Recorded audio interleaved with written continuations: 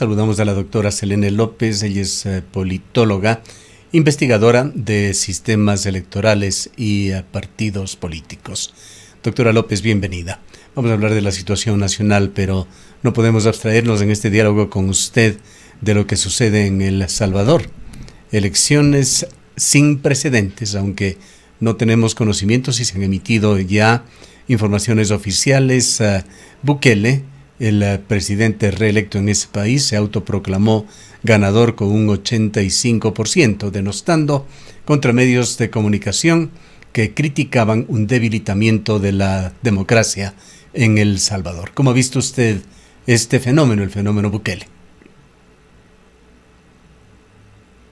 Regla en varios países latinoamericanos de que los gobiernos no se pueden reelegir. Es decir, en las últimas elecciones casi todos los partidos que gobiernan no se pueden reelegir. Es decir, pierden las campañas, salen con unas cifras de aceptación muy bajas y no tienen la capacidad de reelegirse.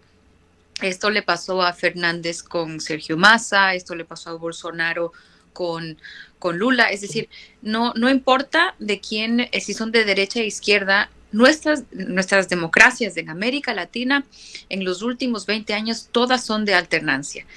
Y Bukele es una excepción porque tiene una aceptación tan grande que ha logrado reelegirse en un proceso democrático, pero no competitivo. Y en esto, esta es una categoría que varios politólogos han estado discutiendo en las últimas semanas, porque si bien hay una legitimidad de que la gente está votando y de que la gente, quiere que vaya de que se reelija Bukele, de que hay una aceptación por, todo el trabajo que ha hecho para luchar en el tema de delincuencia, inseguridad y toda la construcción que ha hecho el presidente en Bukele en eso. El hecho de reelegirse cuando esto estaba prohibido por su constitución, más una serie de reformas como el tema de las cortes, como cambiar el voto al exterior, es decir, es un ejemplo de cómo se puede desmantelar una democracia. Y a una democracia me refiero al trabajo de pesos y contrapesos con un altísimo apoyo popular. Entre otras cosas, destituyó me parece que eran 5 jueces de la Corte Constitucional. Sí, es el problema de cuando tenemos, y esto pasa en todo lado, no es un mal, de Bukele, no es un mal de la derecha, no es un mal de la izquierda. Esta misma discusión se está dando en Bolivia, que se quiere cambiar la constitución para que se vuelva a reelegir el presidente Evo Morales. Todos en América Latina tenemos un problema, y es que hay a veces tantos proyectos personales y tantos liderazgos carismáticos que no están respetando las reglas del juego, los plazos constitucionales que existen por alguna razón. Entonces, este es un ejemplo de lo que muchos politólogos llaman democracia delegativa, tiranía de la mayoría, y es que en nuestras frágiles democracias latinoamericanas el peso y contrapeso de poderes, respetar el Estado de Derecho, respetar las normas constitucionales, a veces no lo hacemos. La verdad es que yo estaba hablando con unos compañeros y unos compañeros politólogos de América Latina, y la conclusión era que los demócratas en nuestros países no han hecho los deberes, y esa es la realidad. Doctora López, diario El País de España, posiblemente el periódico, el diario más influyente en el mundo de habla hispana, tiene esta portada. Lo vamos a poner para compartir con nuestros oyentes que hablan, podríamos decir, de una dictadura anunciada. Es una crónica, tenemos allí 3 editoriales. Editorial principal del diario, que dice: deriva autoritaria en El Salvador. La aplastante victoria de Nayib Bukele se ha producido en el contexto de un grave deterioro del Estado de Derecho. 2 comentarios más: así nace una dictadura. Y el otro: Bukele expande su poder en El Salvador, nace la era del partido único. ¿Cómo ve usted estos comentarios, esta situación de diario El País, que fue mencionado ya en forma derogativa en un discurso de Bukele. Es evidente que hay un retroceso autoritario en toda la región. Yo me atrevería a decir que es en toda la región y no solo en la región, es en todo el mundo. Es decir, hay unas regresiones autoritarias muy fuertes, hay un cuestionamiento a la democracia y por más de que ahora, digamos, retorno a la democracia, se puede asumir que en América Latina por fin la democracia es la norma, salvo algunas excepciones. Tenemos problemas en institucionalizar la democracia, tenemos problemas en trabajar en los contrapesos y eso es algo que no solo le pasa a El Salvador, sino en otros países y en nuestro país también. El hecho de que nosotros hayamos tenido que elegir a un nuevo presidente, que Lazo no terminó su mandato, tiene que ver con problemas en la democracia, tiene que ver que ciertas instituciones, como los partidos, como el contrapeso de poder entre la Asamblea y el Ejecutivo y las relaciones que tiene que haber entre ellos no funcionan. Es decir, meter la mano a la justicia, llevar el tema de la Asamblea y el Ejecutivo a una pelea a muerte, cuando son contrapesos. Digamos, las peleas que hay contra la Fiscalía y la Procuraduría, todo eso son raíces de un mismo problema y es esta falta de institucionalidad, esta falta de realmente pensar en el sistema democrático a largo plazo y haberlo trabajado y de que nuestros políticos trabajan, sus tiempos son más a corto plazo. Entonces es un problema de todos. Yo que sigo la realidad de diferentes países, Colombia está en lo mismo, está en una pelea entre fiscalías y el presidente. Como te mencionaba, Bolivia está en la discusión de la Constitución. México, las reformas constitucionales. Es decir, varios países tienen esta dificultad de realmente consolidar sus democracias y el hecho de que Bukele se haya reelegido es una victoria para los autoritarismos. Bien, trasladémonos a Ecuador. Ecuador no es El Salvador. Daniel Noboa tampoco es Bukele, pero veamos qué es lo que está sucediendo aquí. Hubo una encuesta reciente de Sedatos en la cual señalaba que la institución con mayor nivel de aprobación en Ecuador son las Fuerzas Armadas, con un 83%, seguido del presidente Daniel Noboa con un 80.3%. Y los informes positivos que da el gobierno es, por ejemplo, que en 25 días de aplicación del plan Fénix se han dado unos 70,000 operativos de seguridad en Ecuador. Generalmente hay un fenómeno en ciencia política y es que existe, cuando un presidente se reelige, tiene al menos unos 3 meses de luna de miel. Es decir, 3 meses donde su aceptación va a ser más o menos media alta porque la gente le da el beneficio de la duda. Entonces, yo realmente, tanto por los datos de Sedatos como de perfiles de opinión, se puede evidenciar una aceptación moderada, digamos, medianamente alta, en comparación con la que salió Lazo, si uno se puede comparar, del presidente actual, que tiene que ver con la luna de miel, como les digo, pero también tiene que ver que hay un clima social, un clima de unión general, porque no solo son las cifras del presidente las que están medianamente bien, sino también cifras de la Asamblea. Y eso quiere decir, es un clima social de dejarles trabajar, de que la gente esté esperando resultados y ese, digamos, un ligero optimismo, esa ligera digamos, margen de maniobra que les dejan a los políticos, les permite tener buenas cifras. El presidente también me parece que ha tenido algunas decisiones acertadas que han permitido profundizar este clima de unión, de aceptación. Hay, digamos, ciertos operativos y estos se vuelven conocidos a nivel mediático y todo. Pero el plan Fénix, digamos, ya desde el nombre es un buen, es una buena, digamos, es es un framing adecuado para vender a la ciudadanía la idea de que se está trabajando y se está resolviendo el tema de seguridad. Sin embargo, aún toca ver realmente cuánto se está trabajando en el tema de inseguridad. El tema de inseguridad es un tema muy complejo para el Ecuador. Las raíces son tan profundas, tiene que haber de la mano una política de bienestar social extremadamente fuerte y eso es algo que aún no se ve aún.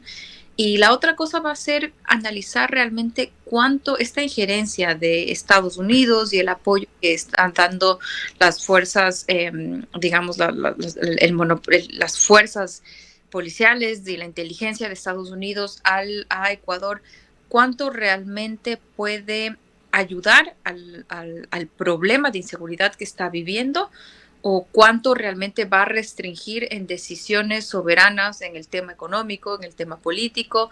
Eso está por verse aún. Exactamente. Hoy a las 9:30 sesiona la Asamblea para tratar uno de los proyectos políticos más polémicos, la elevación del IVA, que posiblemente vendrá de la mano con otras medidas.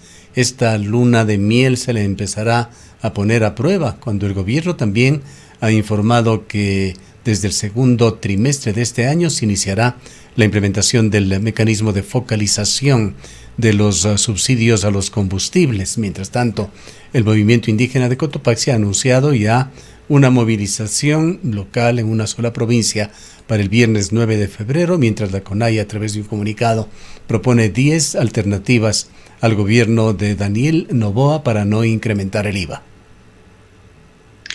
Estaba revisando, me parece que el MIC, que el movimiento de Chimborazo ya anunciaron una movilización para el 9 de febrero y ahí hay que, como yo les digo, hay que ver el tema de los combustibles, decisiones como subir el combustible, subir el IVA, son temas de política pública que afectan a las clases, digamos, más, a las mayorías sociales. No, hay alternativas. Según la ideología que uno tenga, puede encontrar alternativas de grabar a las herencias, grabar a los bancos, grabar, dependiendo de la ideología que uno tenga, se puede ver qué sector de la economía yo afecto, qué intereses yo afecto.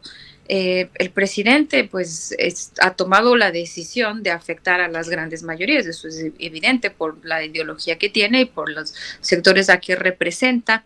¿Qué tanto pueda él avanzar en estas decisiones? Eso es algo a ver.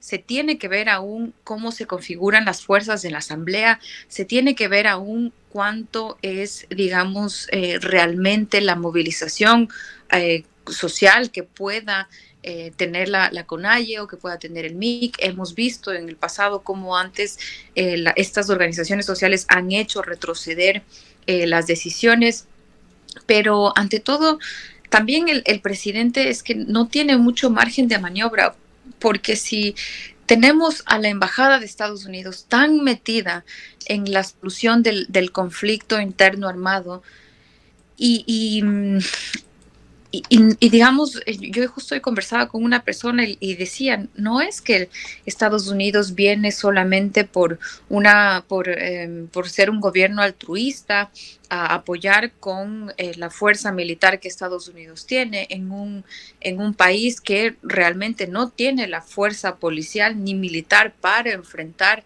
al crimen organizado. No tiene, Ecuador no tiene esa fuerza. Necesita sí del apoyo, digamos, necesita del apoyo de otros estados, sí, pero ¿qué tanto cohesionan estos estados las decisiones propias en política económica y fiscal? ¿Y qué tanto tiene el presidente margen de maniobra para obedecer o no a ellas? Ahí está la cuestión. El origen, por ejemplo, de la disputa que ahora está metida el Ecuador entre Rusia y la exportación de banano y la exportación de claveles tiene que ver con esta incidencia y con esta injerencia que supone, digamos, el apoyo de Estados Unidos. Entonces, aún está por verse cómo realmente se configuran todas estas fuerzas que están manejando y que están determinando la coyuntura política y económica del Ecuador. Es muy complejo porque no todo se basa en la decisión del presidente o lo que haga la oposición. Son un montón de fuerzas, son factores políticos, pero también son factores geopolíticos, también es la competencia entre Estados Unidos, Rusia, también es la agenda propia que tiene Estados Unidos. Entonces es un entramado muy complejo en el que se están tomando decisiones y en el que están actuando los actores y los actores políticos como nacionales e internacionales, y pues estamos a merced de cómo se acomoden estas fuerzas y cómo estas decisiones afecten a la población ecuatoriana. ¿Cómo va a afectar el periodo electoral que en forma inminente tiene que iniciarse ya? Pues el Consejo Nacional Electoral tiene que hacer un llamado a elecciones en el 2024, abriendo con esto un periodo electoral. El organismo tiene como parte de su cronograma este llamado a elecciones para el 2025, que serán en febrero del próximo año. Y se ha dado una acción concreta, polémica del gobierno, con el nombramiento de un hermano de Diana Tamain, la presidenta del Consejo Nacional Electoral, como cónsul en Nueva York, cuota política del gobierno que ha sido muy criticada. Por otra parte, el Consejo Nacional Electoral, las autoridades ecuatorianas no han sido capaces de renovar en su composición y tiene vocales que se prolongan en forma indefinida. Si se llama el año electoral, será con el mismo Consejo Electoral el que continúe y se den las elecciones del 2025. Esa es una gran pregunta, Gustavo. Es decir, en medio de este caos, en medio de esta, digamos, en este gobierno de transición, va a haber nuevas elecciones y es muy probable que el presidente Noboa quiera reelegirse. Y yo creo que si logra mantener su popularidad, unos hitos que pueda generar en el sector de inseguridad, en el sector, digamos, económico, si se materializan ciertas decisiones, tranquilamente podría tener la reelección a la vuelta de la esquina.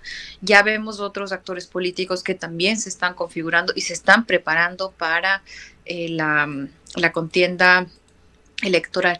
Todo esto muy complicado, es muy complicado los tiempos políticos, porque el político generalmente y en nuestros países, y es por eso que las democracias son tan frágiles, tiene tiempos muy cortoplacistas. Es decir, si yo tengo 4 años, voy a trabajar para esos 4 años, voy a saltarme el Estado de Derecho, voy si es que tengo que ser autoritario, voy a ser autoritario. Es decir, están jugando con los tiempos inmediatos, cortoplazos.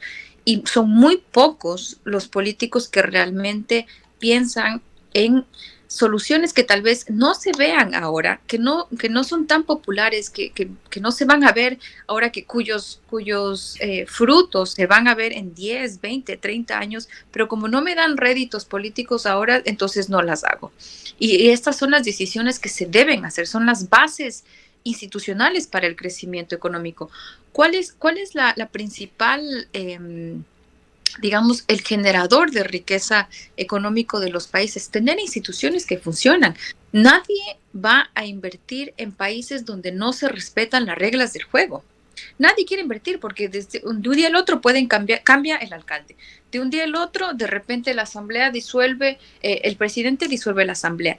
¿Quién va a querer invertir en un país donde no se respetan las reglas del juego político? Entonces, mientras no haya un pacto institucional donde todos nos respetemos y donde todos nos respetemos las reglas del juego como la que usted acaba de mencionar, y es que los consejeros del principal organismo de elección, que es el Consejo Nacional Electoral, según la ley, deberían cambiar y no los van a cambiar, y vamos a ir a elecciones con autoridades que no deberían, según la norma. Entonces, ¿de qué estamos hablando? Si es que no hay estas bases, si los acuerdos no se respetan, es muy difícil generar un proceso de desarrollo a largo plazo. Ya lo hemos visto con otras democracias. Las que tienen acuerdos institucionales sólidos las que respetan las instituciones del Estado del Derecho. Si no se tiene esa base, no hay crecimiento económico. Entonces,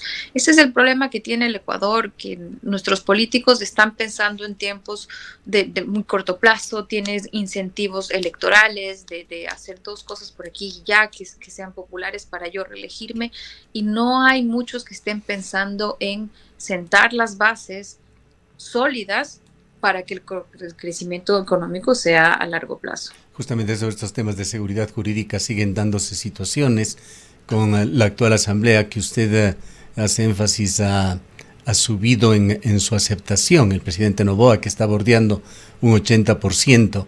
La asamblea ha decidido introducir dentro del informe de mayoría impuestos retroactivos, sociedades, bancos, cooperativas que tienen que pagar, es informe de minoría, perdón, que tienen que pagar, si es que esto se aprueba, sobre ejercicios ya cerrados, 2023-2022, sabiendo además que la Asamblea no es la entidad política que puede crear tributos ni contribuciones. Por otra parte está el gobierno con su desconocimiento tácito de la consulta del Yasuní, que entendemos ahora se ha dicho, presentará un proyecto de 5 años para cumplir con lo que se decidió en esa consulta popular.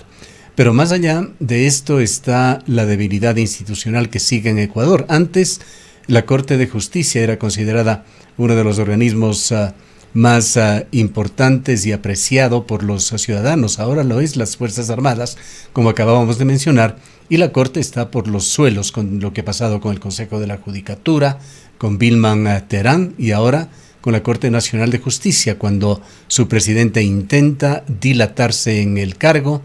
El presidente del Consejo de la Judicatura ha llegado a desconocer una decisión que por lo general es vinculante de la Judicatura, de la Procuraduría, perdón, y es una situación que está por definirse. Hoy se reunirán algunos jueces que no están de acuerdo con el nombramiento de Saquicela y el procurador, el presidente de la Judicatura ha señalado que es un problema que en esencia deben resolver los jueces nacionales. Es decir, en suma, y para sintetizar, la institucionalidad y de uno de los pilares de la democracia ecuatoriana, de la Corte Nacional de Justicia, nuevamente en vilo.